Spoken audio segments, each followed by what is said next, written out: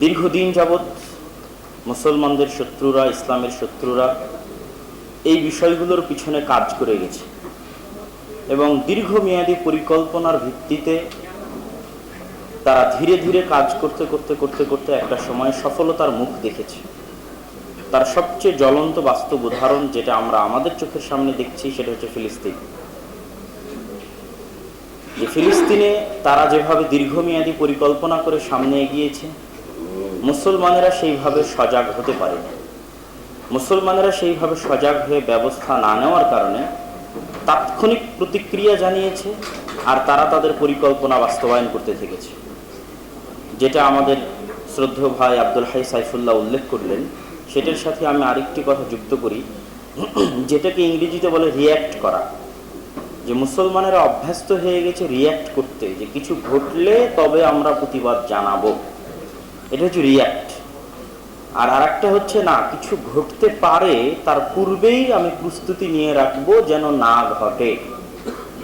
যেমন আমার গাছ যদি ছাগল খেয়ে যায়, তো প্রতিদিন খাওয়ার পর আমি ছাগলের মালিককে গালিগালাজ দিব, প্রতিদিন 10 দিন 15 দিন পর খায় আবার গালি দেই, এটা রিয়্যাক্ট। আর ওই ছাগল যেন আমার গাছ খেতে না পারে এই জন্য আমি পূর্বেই প্রস্তুতি নিয়ে রাখলাম, বেড়া দিয়ে রাখলাম, পরিকল্পনা করে রাখলাম, এটাই হচ্ছে অ্যাক্ট।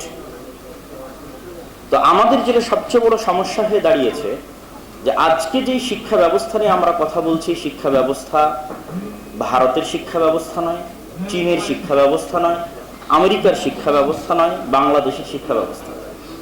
তাহলে আমার দেশের শিক্ষা ব্যবস্থা নিয়ে কথা বলছি, অথচ আমার দেশে হাজারো মাদ্রাসা আছে, লক্ষ মসজিদ আছে, শত ইসলামী সংগঠন আছে।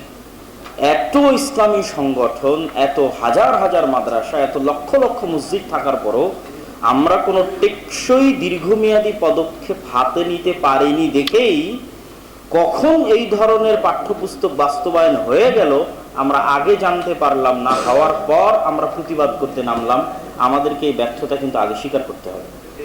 সারা দেশের সকল মুসলমানদেরকে, সকল ঘরানার মুসলমানদেরকে, সকল ইসলামী দল, মসজিদ, মাদ্রাসা সবাইকে এটা স্বীকার করতে হবে। দেখেন, ইহুদিরা ছোট্ট সংখ্যায় হলেও তারা লবিং এ এত পারদর্শী যে আমেরিকার মতো একটা বিশাল দেশকে তারা শুধু লবিং এর মাধ্যমে কন্ট্রোল করে।